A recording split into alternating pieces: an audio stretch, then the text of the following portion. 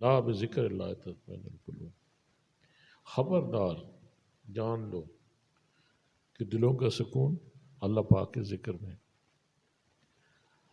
اب ذکر کہاں سے آتا ہے، کہاں سے ملتا ہے؟ تو آگے فرمایا کہ فَاسْأَلُوا أَهْلَ الذِّكْرِ إِن كُنتُمْ لَا تَعْلَمُونَ، کہ سوال کرو اہل ذکر سے اگر تم نہیں جانتے۔ تو گویا اہل ذکر ہر دور میں موجود رہے ہیں، اس سے مراد پیران طریقت ہیں، اہل ذکر ہیں جنہوں نے ذکر حاصل کیا، اپنے مرشد سے تربیت حاصل کی اور آگے ذکر لوگوں کو کرا رہے ہیں۔ تو ان سے سوال کرو، اگر آپ ذکر کے بارے میں جاننا چاہتے ہو تو ان سے سوال کرو، ان سے پوچھو، وہ آپ کو بتائیں گے۔ پھر فرمایا کہ اگر رب تک پہنچنا چاہتے ہو، رحمان تک پہنچنا چاہتے ہو، تو اہل خبر کے پاس جاؤ جن کو رحمان کی خبر ہے۔ تو ثابت ہوا کہ اہل خبر بھی وہی ہیں جو اہل ذکر ہیں، اور یہ وہ مبارک ہستیاں ہیں جنہوں نے اپنی محنت سے، اپنے جد و جہد سے، اپنے ذکر اذکار سے، اپنے نیک اعمال کی وجہ سے، اپنے تقوی کی وجہ سے، خوف خدا کی وجہ سے، محبت الہیہ کی وجہ سے وہ قرب کی منزلیں طے کی ہیں، اور انہیں اللہ پاک کی قربت نصیب ہوئی ہے۔ تو میرے دوستو، ذکر بغیر استاد کے نہیں، جیسے کوئی چیز بغیر کاریگر کے نہیں بنتی، اور ایک چیز بنتی ہے اور جو بناتا ہے وہ کاریگر ہوتا ہے، اور مقصد کے تحت بنائی جاتی ہے۔ پہلے بھی عرض کرتا ہوتا ہوں کہ کوئی چیز بے مقصد نہیں ہوتی، دنیا میں اللہ پاک نے کوئی چیز بے مقصد نہیں پیدا کی، ایک واضح مقصد کے ساتھ اللہ پاک نے ہر چیز کو تخلیق فرمایا، اور سب سے اعلیٰ تخلیق حضرت انسان کی ہے، اور مقام بھی، مرتبہ بھی حضرت انسان کو بہت اونچا عطا فرمایا، اپنا نائب بنایا۔ کتنی بڑی بات ہے، لیکن شرط یہ ہے کہ یہ کائنات تو میرے رب نے انسان کے لیے بنائی ہے، انسان کو اپنے لیے بنایا ہے کہ تو میری عبادت کر، اور مقصد بڑا واضح بتا دیا کہ میں نے انسانوں کو اور جنوں کو نہیں پیدا کیا مگر اپنی عبادت کی۔ تو مقصد، زندگی کا مقصد اللہ پاک کی عبادت ہے۔ جب ہم عبادت کہتے ہیں تو اس کا مطلب یہ نہیں ہوتا کہ ہر وقت ہم حالت سجدے میں رہیں اور عبادت میں رہیں اور دنیا کا کوئی کام نہیں کریں، ایسی بات نہیں ہے۔ عبادت یہ ہے کہ دنیا میں رہتے ہوئے رب کے ساتھ رہیں، جو رب کریم نے ہمیں حدود و قیود بنا دی ہیں ان کو ہم لحاظ رکھیں، اور اپنے اللہ پاک کے احکامات کی پیروی کریں اور اس کے حبیب کی سنتوں میں عمل کریں اور ان کی اتباع کریں۔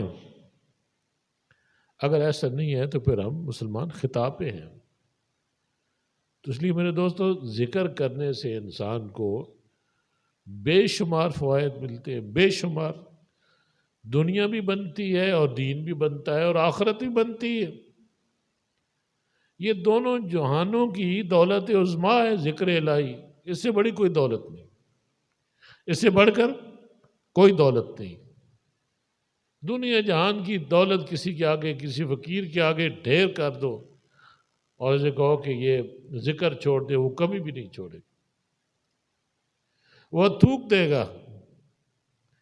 تو دنیا دل سے جو نکال دیتے ہیں وہی محبت الہی اپنے دل میں بسا لیتے ہیں۔ جس دل میں دنیا ہوتی ہے وہاں محبت الہی نہیں ہوتی، دنیا کی ہرس، دنیا کا لالچ، دنیا کا۔ آج ہم کیوں بے سکون ہیں؟ رب کا ذکر نہیں کرتے۔ جب میرے رب نے واضح طور پہ بتا دیا کہ میرا ذکر کرو،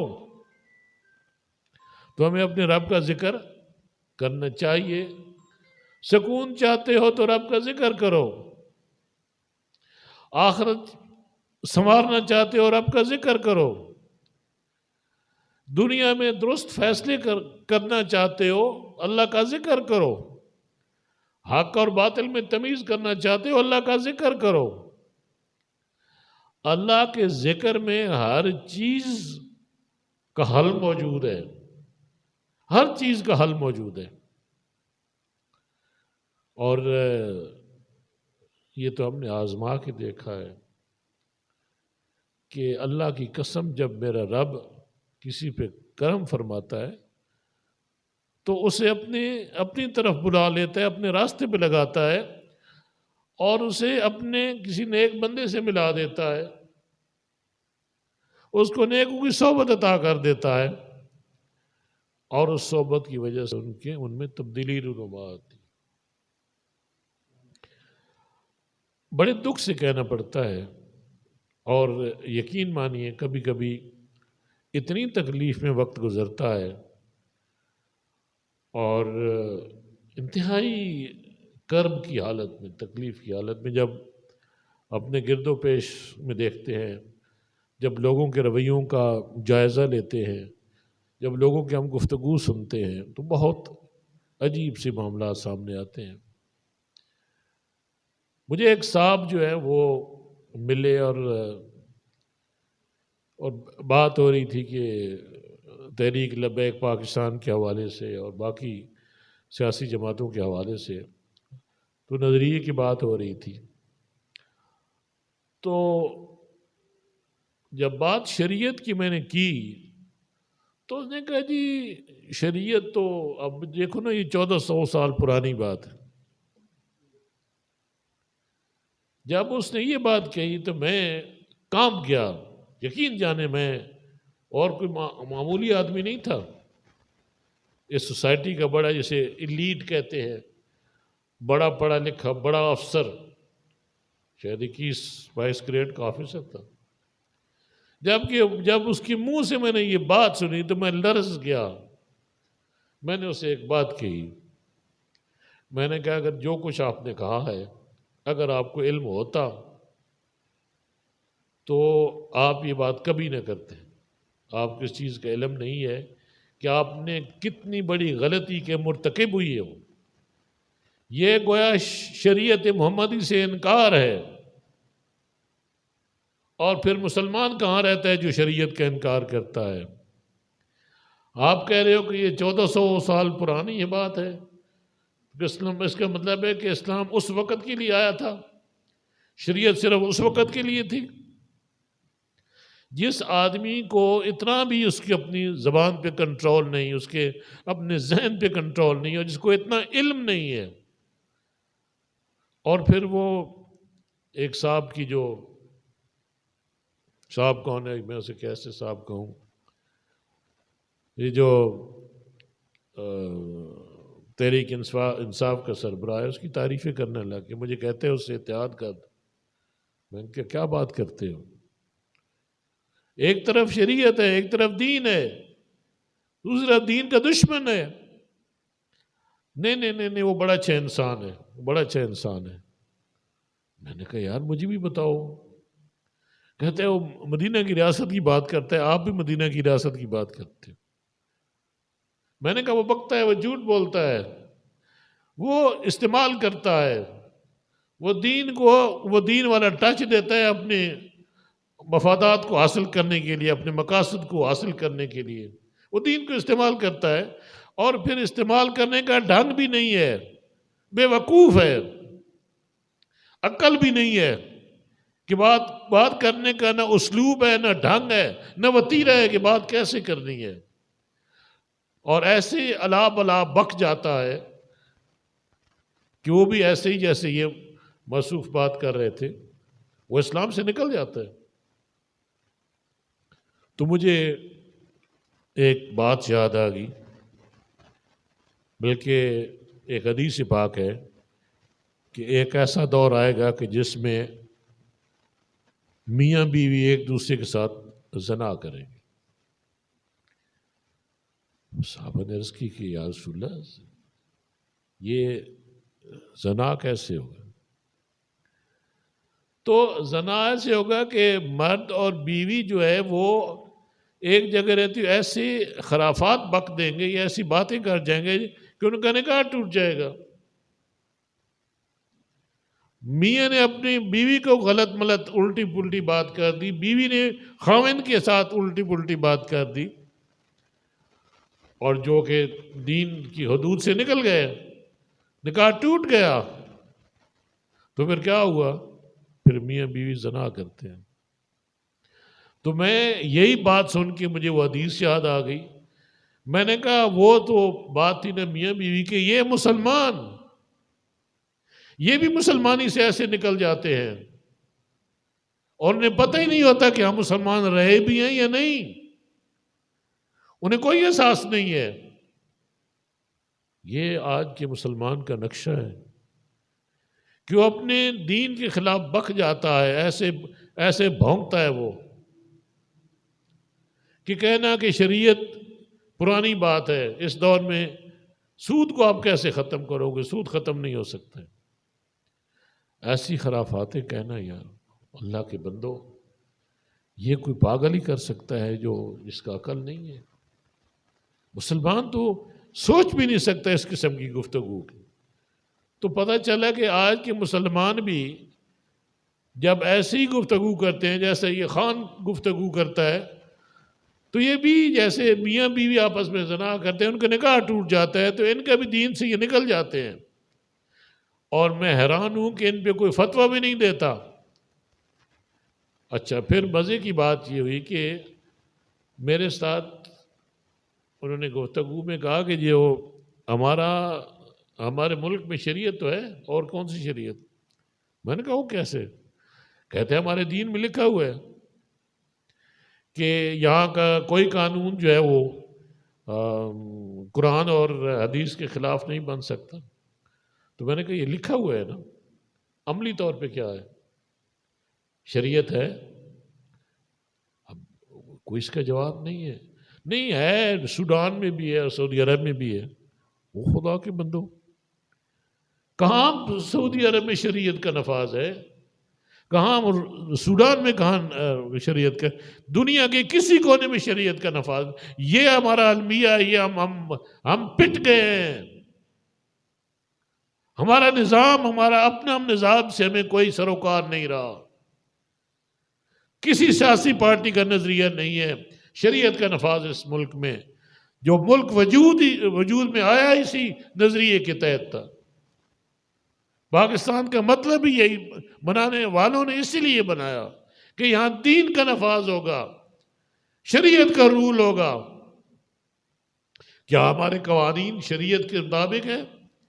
کیا ہمارے انصاف جو دینے والے ہیں، جو ہماری عدلیہ ہے، وہاں پہ شریعت ہے یا انگریز کا قانون چل رہا ہے؟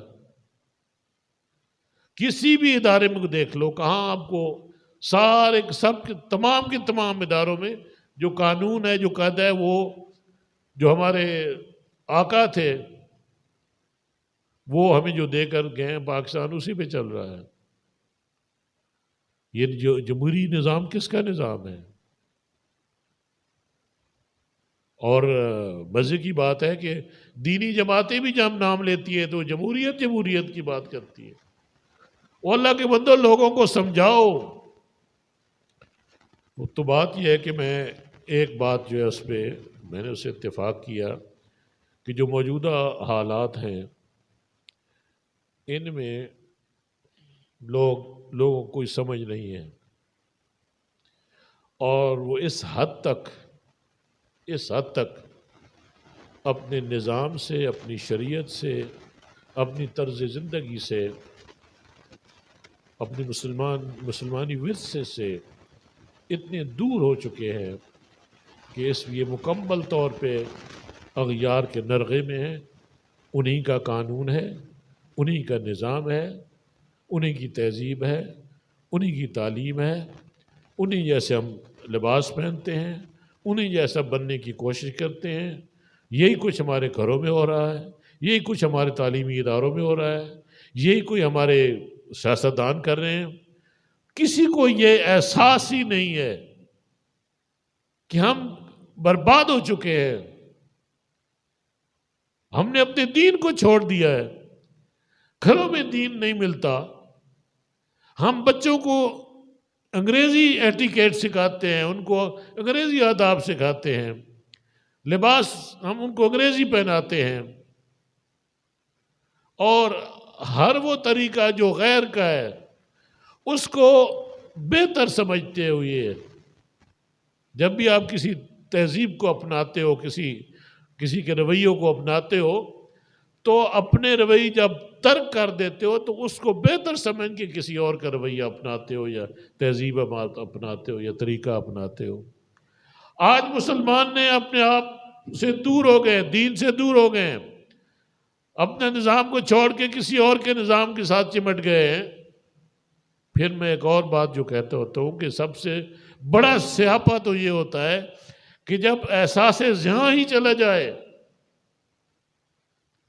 یہ اس پہ آ کر سارے معاملات جو ہیں وہ ختم ہو جاتے ہیں. پیچھے رہ کیا جاتا ہے جب احساس ہی ختم ہو جائے، جب احساس زیاں ختم ہو جائے، جب احساس گناہ ختم ہو جائے، تو پھر تو آپ اس سے کچھ بھی کام کرا سکتے ہیں. اب مرد ہے، نوجوان ہے، غیرت اور ایمان اس کا سرمایہ ہے، اور عورت کے پاس حیا اس کا سرمایہ ہے. سب سے بڑی متاع وہ عورت کے پاس اس کا حیا ہے. جو عورت حیا چھوڑ دے اور جو مرد غیرت چھوڑ دے، بے غیرت ہو جائے، آپ اس سے کوئی بھی گھٹیا سے گھٹیا کام کرا سکتے ہو. اس مرد سے جو غیرت چھوڑ دے اور وہ عورت جو حیا چھوڑ دے، آپ اس سے بھی گھٹیا سے گھٹیا کام کرا سکتے ہو. اور وہ کہاں جا کر بیٹھتی ہے، کیا کام کرتی ہے، میں وہ الفاظ ادا نہیں کر سکتا. جب معاشرہ ایسے ہو جائے، انصاف بکتا ہو، انصاف کے حصول کے لیے لوگ غریب تڑپتے ہوں، عدم مساوات ہو، غریب ہے، امیر ہے، بہت زیادہ امیر ہے، طبقات بن گئے ہیں اس پاکستان میں. ہماری سوسائٹی، ہمارا معاشرہ طبقات میں تقسیم ہو گیا ہے. غریب کے لیے تعلیم کا معیار اور ہے، امیر کے لیے اور ہے. کتنا ظلم ہے یہ، کتنا ظلم ہے. امیر کے لیے انصاف بھی علیحدہ، ان کے تقاضے بھی علیحدہ، اور غریب جو ہے ساری عمر اس کو انصاف ملتا ہی نہیں ہے. انصاف بھی بکتا ہے، انصاف یہاں پہ بکتا ہے. اور یہاں پہ عورتیں کھلے عام اپنی عصمت فروشی کرتی ہے. یہاں پہ کیسے ہماری اسمبلی میں گھٹیا قانون پاس ہوتے ہیں بعض اغیار کو خوش کرنے کے لیے. جب یہ شخص آزادی کی بات کرتا ہے، قوم کی آزادی کی بات کرتا ہے، غلامی سے نکلنے کی بات کرتا ہے، تو ناسمجھ لوگ ہیں، وہ سمجھتے نہیں ہیں یہ کس آزادی کی بات کرتا ہے. آپ کبھی بھی آزاد نہیں ہو سکتے ہو. مجھ سے لکھ لو، جب تک یہ نظام آپ کا موجود ہے. جمہوری نظام کس کا ہے؟ اپنے مالکوں کو پہچانو. یہ آپ کے یہ وہ لوگ ہیں، یہ نظام ان کا ہے جو آپ پہ پہلے کتنے 100 سال حکومت کر کے گئے. آپ اب بدترین غلام ہو. اب انہوں نے طریقہ واردات بدل لیا ہے. اب یو این او آپ پہ کمانڈ کر رہی ہے، آپ کو کنٹرول کر رہی ہے، آپ کو چلا رہے ہیں. آپ یو این او کے غلام ہو، آپ فیٹف کے غلام ہو، آپ یورپ کے غلام ہو. آپ کو ڈرایا جاتا ہے، دھمکایا جاتا ہے. آپ اتنے مجبور ہو کہ اگر آپ اپنے نظام کی بات کرتے ہو، اسلام کی بات کرتے ہو، شریعت محمدی کی بات کرتے ہو، تو آپ کی دم پہ پاؤں رکھ دیا جاتا ہے، آپ کو مروڑا جاتا ہے. کہتے ہیں آپ کی کلائی مروڑی جاتی ہے، پوچھے جاتے ہیں کہ کیا بکتے ہو تم، خبردار جو اسلام کا نام لیا، خبردار جو اپنی شریعت کا نام لیا، اور جو نام لینے والے ہیں ان کو تباہ کر دو، ان کو برباد کر دو۔ اس لیے آپ کے ملک میں کوئی سیاسی پارٹی اپنے نظام کی بات نہیں کرتی، دین کی بات نہیں کرتی، جب بھی بات کرتے ہیں تو جمہوریت کی بات کرتے ہیں۔ یہ کتنا بڑا ظلم ہے۔ کیا ان عقل کی اندھوں کو اتنا بھی نظر نہیں ہوتا کہ جب مسلمان اپنی مسلمانی ترک کر کے عملاً غیر کے جھولی میں جا بیٹھ جائے، ان کے طریقے اپنا لے، ان کی طرز زندگی اپنا لے اور انہی کی ہدایات پہ چلے، پھر پیچھے کہہ رہا جاتا ہے مسلمانی پھر کسے کہتے ہیں؟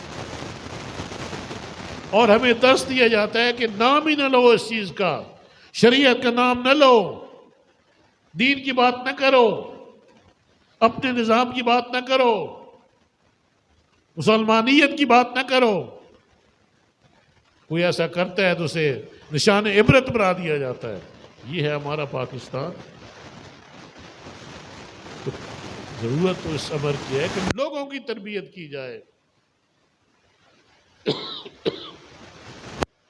عوام الناس کی تربیت کی جائے۔ خدا کے بندوں، مسلمان تب ہو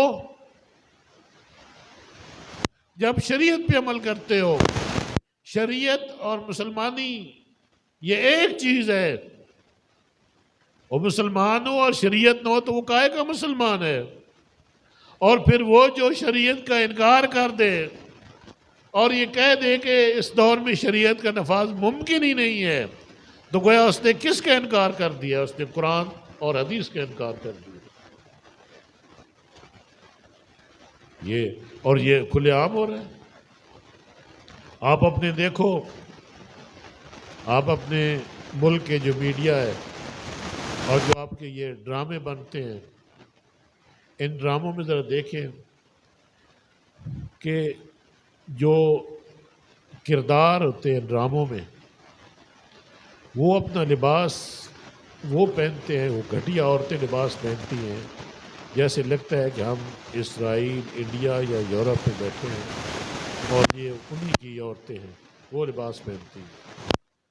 اور اس میں جو مینرزم ہے وہ مکمل طور پہ ویسٹرن ہے، مغرب کا ہے، اپنا نہیں ہے، اپنے کو فروغ نہیں دیتے۔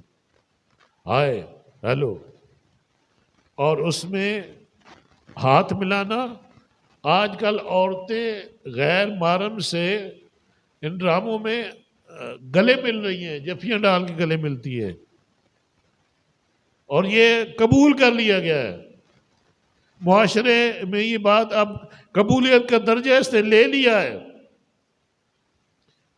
میں ایک بات پھر یہاں پہ کرتا ہوں کہ جب برائی کوئی آتی ہے، جب کوئی غلط کام ہوتا ہے، دین کے خلاف کام ہوتا ہے، شریعت کے خلاف کام ہوتا ہے، تو سب سے پہلے جو دین بیزار لوگ ہیں وہ اس کو قبول کرتے ہیں، اور پھر جاہل قبول کرتے ہیں، ناسمجھ لوگ اس برائی کو قبول کرتے ہیں۔ علماء کا کام ہے اس موقع پہ کھڑے ہو جانا، لوگوں کی رہنمائی کرنا اور حق کا نعرہ بلند کرنا اور احتجاج کرنا کہ ہم ایسے نہیں ہونے دیں گے۔ لیکن ہوتا کیا ہے کہ تھوڑی بہت ریزسٹنٹ، کچھ رکاوٹ، اور پھر اس برائی کو علماء بھی قبول کر لیتے ہیں، صوفیاء بھی قبول کر لیتے ہیں۔ جب خواص بھی، عوام بھی اس برائی کو قبول کر لیتے ہیں، تو پھر جب وہ قبولیت کے درجے پہ پہنچ جاتی ہے تو آپ کی معاشرت کا حصہ بن جاتی ہے، اس کو پھر کوئی چیلنج نہیں کر سکتا۔ آج آپ اس نیت پہ پہنچ چکے ہو کہ کوئی چیلنج کرنے کو تیار نہیں ہے۔ جو کچھ ہمارے ملک میں ہو رہا ہے، جو کچھ ہمارے معاشرے میں ہو رہا ہے، جو کچھ ہماری سوسائٹی میں ہو رہا ہے، جو کچھ ہمارا یہ کلچر ہے، جو اس میں جو کچھ ہو رہا ہے، آپ اس کو چیلنج نہیں کر سکتے ہو۔ کیوں؟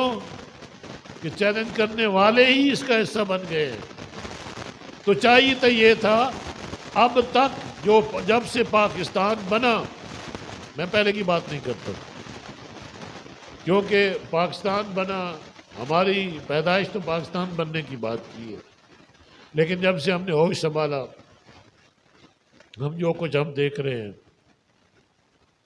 کہ پہلے معاملات اور ہوتے تھے، پھر ہم نے سارا یہ نظام بدلتے ہوئے دیکھا، ہمارے معاشرتی رویے ہم نے دیکھے تبدیل ہو گئے، ہمارے اخلاقی رویے اخلاقی اقدار ہم نے مٹتی ہوئی دیکھی ہیں، ہم نے محبتوں کے جنازے اٹھتے ہوئے دیکھے ہیں۔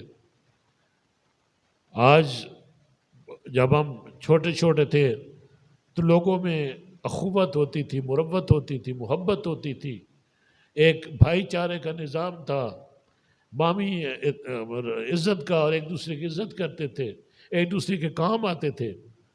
وہ سب کچھ چلا گیا ہے، ہمارے کھانے پینے کے آداب بدل گئے ہیں، ہمارے رہنے سہنے کے طریقے بدل گئے ہیں، سب کچھ۔ اور بدلے کس طرح ہے؟ اس کی جگہ کس نے لیا ہے؟ اپنے طریقوں کی جگہ غیر یعنی کافرانہ طریقے آ گئے ہیں۔ کافر کی سب سے بڑی بات، کافر کی سوچ آ گئی ہے ہمارے ذہنوں میں، اب ہم سوچتے بھی اسی انداز میں ہیں۔ وہ بھی دنیا کا سوچتا ہے، وہ بھی عیش و عشرت کی بات کرتا ہے، وہ بھی شہوت کی بات کرتا ہے، اور آج کا مسلمان بھی وہی کچھ کرتا ہے۔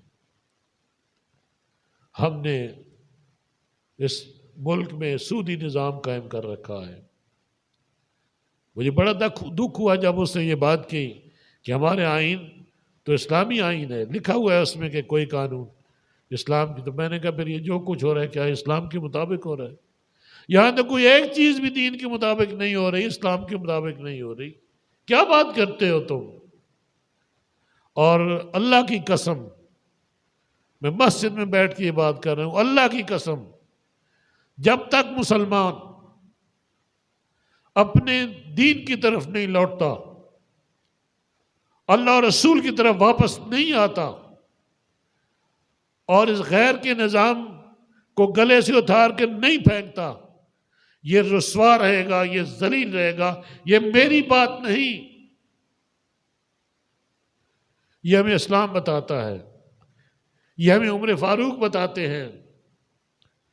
ہم اپنا دین چھوڑ کے، یہی تو کافر چاہتے ہیں۔ ان کا اور ہمارا جھگڑا کیا ہے؟ قرآن ہمیں کیا بتاتا ہے؟ میرا رب ہمیں کیا بتاتا ہے؟ ان کا اور جھگڑا ہمارا یہی ہے کہ تم اسلام چھوڑ دو اور ان کا مذہب اختیار کر لو، ان کے طریقے اختیار کر لو، تو تمہارا اور ان کا کوئی جھگڑا نہیں ہے۔ تو کیوں نہیں دیکھتا مسلمان؟ جھگڑا تو ختم ہو گیا ہے۔ کہاں گئے عرب؟ کہاں گئی عربوں کی وہ روایتی بہادری اور غیرت؟ عرب کس کے آگے اب لیٹ گئے ہیں؟ کہاں ہے اسلام؟ پوری دنیا میں کہیں نظر نہیں آتا۔ تو جب ان کے آپ ہو گئے ہو تو پھر مزے لو غلامی والے، کہ غلام بن جاؤ۔ آپ نے اپنا دین ترک کر دیا، اور اسی وجہ سے آپ پستیوں میں ہیں، ضلالت میں ہیں۔ اور بڑے دکھ کی بات ہے کہ آبادی سب سے زیادہ مسلمانوں کی، وسائل سب سے زیادہ مسلمانوں کے پاس، لیکن اس کے باوجود ہم ان کے محتاج ہیں، ہر معاملے میں ہم غیر کے محتاج ہیں۔ یہ سارا یہ نظام ہے جو انہوں نے وضع کر دیا ہے پورے دنیا میں۔ آج مسلمانوں کی وہی حالت ہے کہ جو ہم سے چاہتے تھے کہ اپنا دین چھوڑ دو، اپنا اسلام چھوڑ دو، تو یہود و نصارہ کی ہماری کوئی جنگ نہیں ہے۔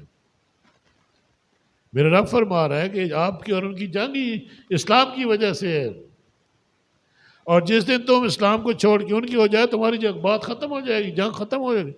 اب وہ جنگ ختم ہو گئی۔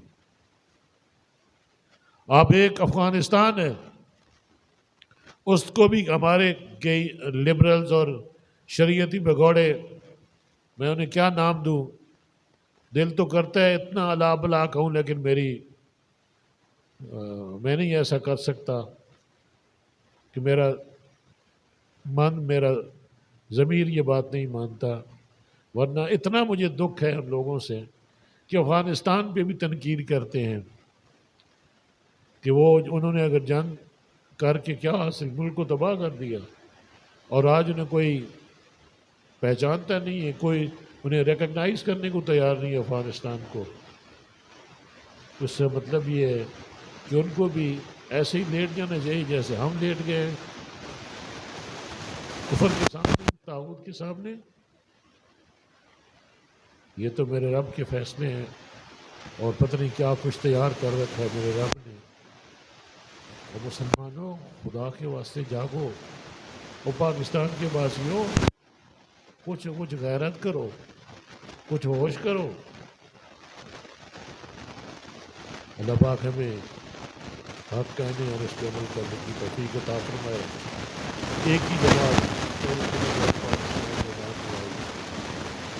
دعا ہے کہ اللہ پاک اس کو بھی،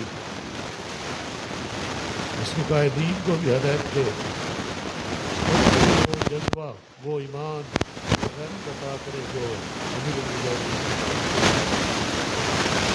ہم نے مسلمانہ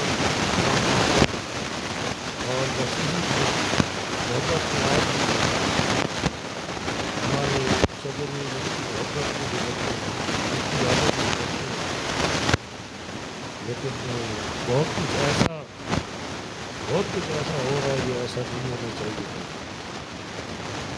اور کیونکہ ہمارا مقصد بہت اونچا ہے، اور ہمارے دشمن کوئی ایک نہیں ہے، کوئی معمولی نہیں ہے۔ ہمارے ملک کے اندر بھی ہمارے دشمن، اور ملک سے باہر، پاکستان کے باہر پورا عالم کفر ہمارا دشمن، اور پھر کچھ ہمارے اپنے صفوں میں بھی ہمارے دشمن موجود ہیں۔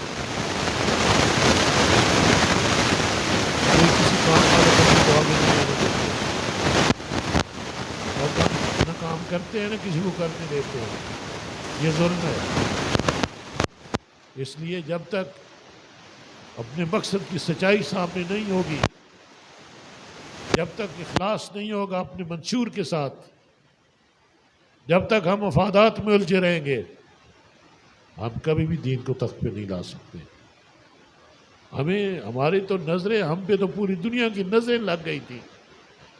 پوری دنیا نے لبیک کا نعرہ جب سنا تو یہ نعرہ پوری دنیا میں اس کی گونج پڑ گئی، اور تحریک پوری دنیا میں روشناس ہوئی، اس کی پہچان ہوئی، اور عالم کفر میں ایک تھرتھلی مچ گئی۔ اور پھر انہیں کیسے اپنے غلاموں کو انہوں نے ایکٹیویٹ کیا،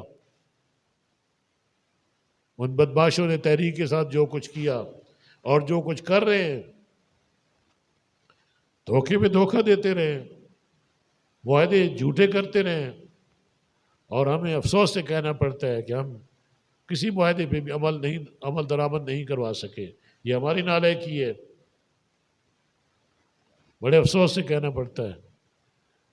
جب انیشیٹو ہمارے پاس تھا اور حکومت گھٹنے ٹیک جاتی ہے تو پھر اپنی بات منوائی جاتی ہے، پھر گارنٹیز کے ساتھ، پھر 100% یقین کرایا جاتا ہے کہ کہیں اس کو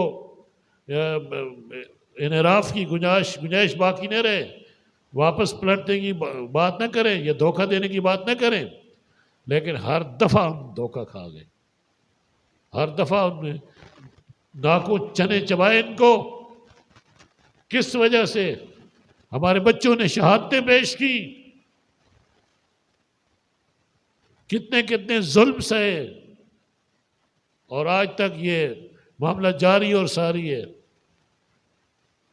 اور ہمیں اتنی اسٹرینتھ ہوتے ہوئے، اتنی طاقت ہوتے ہوئے بھی اپنی بات نہ منوا سکے۔ ہم چھوٹی باتوں میں الجھ گئے۔ ہمارا مقصد اونچا ہونا چاہیے تھا، ہمارے مطالبات اونچے ہونے چاہیے تھے۔ آج بڑے عجیب باتیں ہمیں سننی پڑتی ہیں۔ عجیب عجیب تبصرے ہمیں سننے پڑتے ہیں اپنی تحریک کے بارے میں۔ اللہ پاک تحریک لبیک پاکستان کی حفاظت فرمائے، اور ہمارے جوانوں کو اور اس سے متعلق جتنے بھی ہمارے قائدین ہیں ان کو بھی اللہ پاک ہمت اور جرأت عطا فرمائے کہ حق گوئی اور بے باکی اس کو اپنائیں اور سچائی کا ساتھ دیں اور درست فیصلے کریں۔ اللہ پاک ہم سب کا حامی و ناصر ہو۔ وما علینا الا البلاغ۔